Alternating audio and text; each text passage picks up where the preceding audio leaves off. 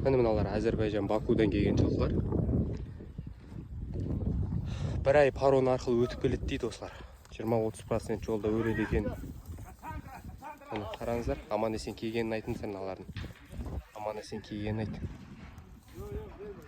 Әзербайжаннан жылқының етін жемейді ғой, көрдіңіздер ма? Жылқының етін жемейтін елдер жылқының қадірін түсінбейді ғой.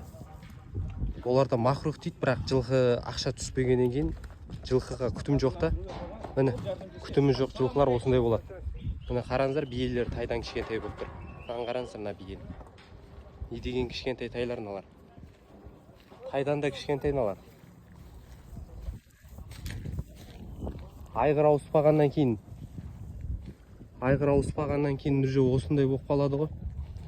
Бізде қазақтар жылқының етін жегенмен жылқының қадірін түсінеді ғой. Ет ақша болады деп мінсең көлік дейді. Міне, бұл жақта махрух дейді.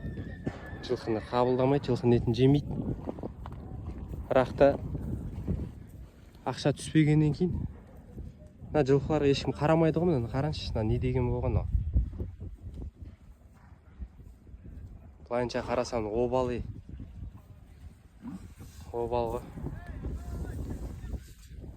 Міне. Ешек сияқты болып кеткен ғой.